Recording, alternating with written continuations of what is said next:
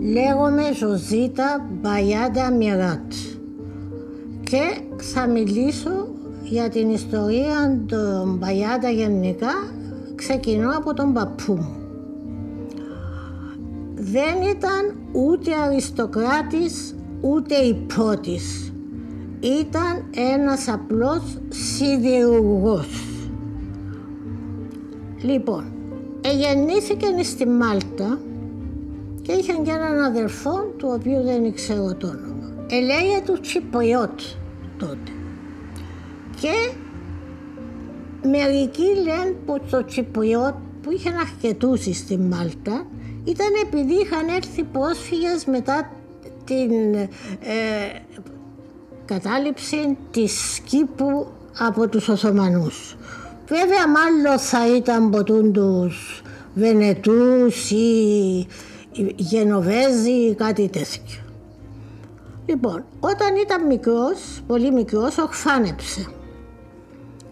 Και η μάμα του εξαναπαντρεύτηκε με έναν Μπαγιάτα, ο οποίος αισθάθηκε πολύ καλά στα παιδιά και τα μεγάλωσε σαν δικά του. Είχαν πάει στην Αλεξάνδρεια, στην Αίγυπτο.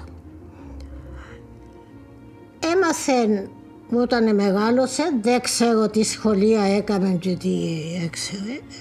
Μιλούσαν μαλτέζικα βέβαια εκείνη και σπασμένα ιταλικά ως συνήθως. Εργάστηκε στην Αλεξάνδρεια μαζί με τον πατριών του και έμαθε την τέχνη της. Εργαζόταν πας στα πλοία, λυπούμε, ξέχασα τη λέξη. Λοιπόν, κάποια στιγμή όταν μεγάλωσε είπαν ότι είχε κάποια φασαρία από εκεί και οι Εγγλέζοι έφεραν πολλούς Μαλτέζους στην Κύπρο ή στην Δικέλεια για να τους γλιτώσουν δήθεν. Μαζί ακολούθησε και η αραβωνιαστικιά του παππού μου που έλεγε του Σαβέρια Ζαμίτ. Βέβαια με τη μάμα της, όχι μόνη της. Δεν ξέρω αν ορισμένοι Μαλτέζοι πήγαν πίσω στην Αίγυπτο. Ο παππούς μου προτίμησε να μείνει. Φαίνεται ότι ήταν καλός στη δουλειά του και προτείναν το, δηλαδή κρατήσαν τον οι Αγγλέζοι. Επαντρεύτηκε εδώ στη Λάρνακα και έμειναν στην Κύπρο.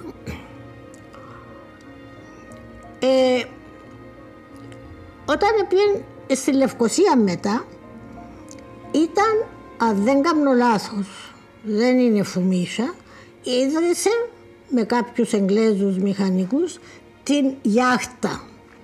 Η Γιάχτα ήταν το μηχανογείο της κυβέρνησης. Έλεγε του Γιάχτα από το εγγλέζικο the yard. Γι' αυτό. Λοιπόν, έκαναν 2 κόρες και 4 γιους. Μετά ήταν ο παπάς μου που έλεγε του Άντζελο Ραϊμόντο Τσιπριώτ τότε λέγονταν. Ο παπάς μου φαίνεται δεν ήταν και καλός μαθητής, ενώ οι άλλοι ύστερα ήταν καλοί, πήγαν στο English School. Αλλά εγγράφτηκε εθελοντής και πήγε μουλάρης στον πόλεμο του 14. Είχε γεννηθεί το 1900 και πήγε μπορεί να κλείσει τα 18 βέβαια, στα 17 ξέρω εγώ.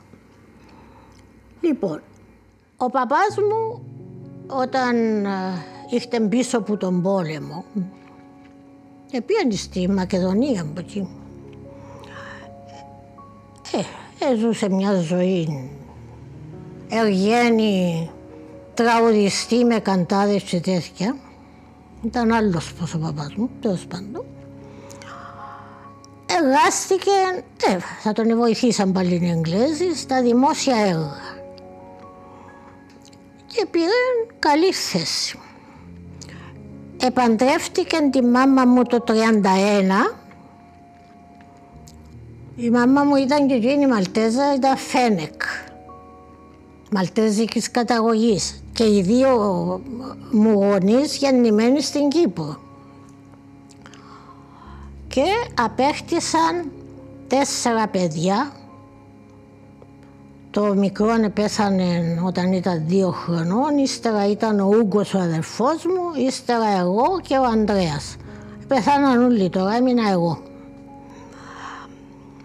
Ο Τζον επαντρεύτηκε στο Βαρόσι, Ελληνοκύπριαν, έκαμε και εκείνους 3 παιδιά. Ο μεγάλος ήταν ο Τζους Μπαγιάτα, Μπαγιάτα λέγονταν τότε τα αδέρφια. Το Τζους ήταν το χαϊδευτικό του Τζουζέπε στη Μάλτα. Και τον παππού μου θα τον έλεγαν Τζους, φαίνεται. Όπως και άλλους. Τον Τόνι και την Αριάδνη. Ο Σάλβος επαντρεύτηκε τη φίλη Πιετρώνη και έκαμε και εκείνους 3 παιδιά, τη Ζανίν που επέθανε τελευταίος, το Σαβέριο που είναι στο Λονδίνο και την Άντζελα που παντρεύτηκε Έλληνον, τώρα είναι στη Λευκοσία. Ο παπάς μου τράβησε πολύ αρρώστια το 39 σίγουρα. Εγώ θυμούμαι τον, διότι ήμουν μόνο 4 χρονών, στο νοσοκομείο. Επέθανε το Σεπτέμβριο του 39. Άρα αυτά. Και η μάμα μου αναγκάστηκε να δουλέψει βέβαια. Λοιπόν, ο παππούς μου έλεγε του Τσιπριώτ όταν γεννήθηκε και μεγάλωσε. Αλλά μεγάλωσε τον ο Μπαγιάτα. Και έλεγε του μόνος του Τσιπριώτ δε το Μπαγιάτα. Δηλαδή λεγόμενος Μπαγιάτα. Κάποια στιγμή οι Ιούδες είπαν πρέπει να σκαλέξουμε, δεν γίνεται το Τσιπριώτ και Μπαγιάτα. Και προτιμήσαν τον Μπαγιάτα διότι όλοι ξέραν το ως Μπαγιάτα. Αυτή είναι η ιστορία των Μπαγιάτα στην Κύπρο. Είχε πολλά χτήματα στην Κοντέα, διότι ήταν μονοκόρη που τη μάμα της. Έφτανε, είπαμε, από τους Λαπιέρη η μάμα μου, εκτός που φαίνεται, και είχε χτήματα πολλά, τα οποία επούλησε σιγά σιγά. Και ήρθε η ώρα μετά 3 χρόνια ή 4 που σκέφτηκε να έπρεπε να δουλέψει. Η πρώτη της δουλειά ήταν μες στον πόλεμο, στη λογοκρισία. Και έβαζαν τα γράμματα τους όλους. Είχαν και άλλους βέβαια, δεν ήταν οι μόνοι. Ήταν μάλλον για γαλλικά, μπορεί και για ιταλικά, δεν ξέρω.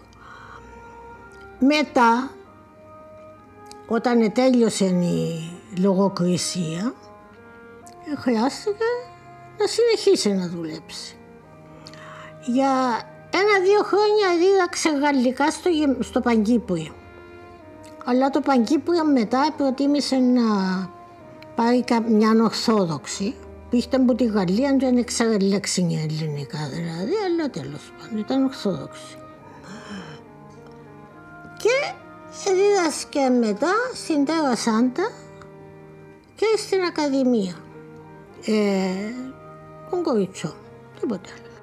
Εγώ έπια στις Καλογριές και μετά έπια στο American Academy 2 χρόνια για τα εγγλέζικα, διότι οι Καλογριές ως ένα σημείο ήμουν. Δεν είχε παραπάνω να κάνω, μπορούσα να μείνω για ιδιαίτερα εγγλέζικα ή κάτι τέτοιο. Τα αδέρφια μου, ο Ούκος έπια στο English School, μετά όταν έπαιρνε η μάμα μου στην Τέρα Σάντα, έβαλε τους γιούδες της στην Τέρα Σάντα. Ο Ανδρέας έφυγε γλύωρα διότι πήγαινε ναυτικό. Έκαμε εξετάσεις για να περάσει σε κολέγιο στο ναυτικό. Τα παιδιά όλων των θείων μου και εμάς είμαστε καθολικοί. Που εκεί και εκεί με γυρεύκεται. Ο θείος μου στο Βαρόσι, που ένιξαν και πολλούς καθολικούς, κάθε Κυριακή έπαιρναν τα παιδιά τους στην εκκλησία. Μετά όταν μεγαλώσαν, πήγαν τον δικό τους δρόμο. Εγώ επαντρεύτηκα τον Τζίμι Μιράτ που ήταν από τη Λάρνα, ούτε τον έξερα πριν, γνώρισα τον στην Αμόχωστο. Ζήσαμε μία ζωή αρκετά καλή. Ο Τζίμις πολύ νέος, λόγω πολέμου του ΣΥΕΣ, ξέρω εγώ, έγινε επίδημος πρόξενος της Γαλλίας. Πήραν τη θέση του θείου του που δεν ήταν σε θέση να δουλέψει. Εγώ χαίρομαι τη ζωή του Βαρουσού. Κατά διαστήματα έκανα τη ξεναγώ, διότι μου άρεσε και πολλά ιστορία πάντα. Γι' αυτό μίλησα και για τα σκάνδαλα. Τίποτε άλλο, ναι. Όπως όλοι δεν το περιμέναμε, παρόλο που εγώ λίγες ημέρες πριν έβλεπα τα αεροπλάνα από πάνω, έγινε εισβολή. Ψηλά χαμηλά, λίγο καταφέραν. Βέβαια, ο Τζίμις ήταν ναυτιλιακός πράκτο. Είχαν το γραφείο στη Λεμεσό, το οποίο δεν δούλευκαν και πολλά στις αρχές βέβαια. Και μετά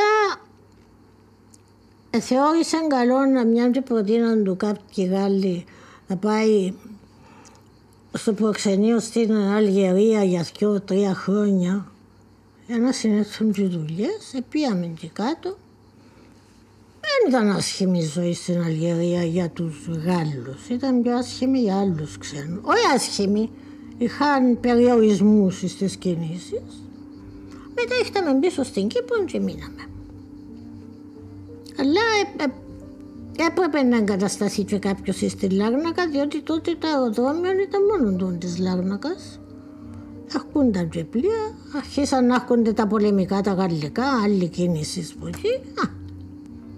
Και ξαναπήγαμε προξενία. Ακριβώς, αναπλήρωνα τον Τζίμιν όταν έλειπε. Ένα λείπει έντυχε. Έξερα περί, αλλά δεν πήγαινα στο γραφείο, δεν εργάζομουν στο γραφείο. Και όταν έφυγε ο Τζίμις από το προξενείο, διότι υπάρχει και όριο ηλικίας και ποιος ήταν κουρασμένος ήθελε να φύγει πριν, είπεν τους έτσι, αστείευοντας κατά κάποιον τρόπο, λέει, σπάστε τη γυναίκα μου. Έβλεπα πως μπορούσα να κάνω τη δουλειά, αλλά δικαιούμαι μόνο 10 χρόνια, διότι 70 πρέπει να αφήσει. Και μετά συνέχισε ο Ανδρέας Δημητρίου.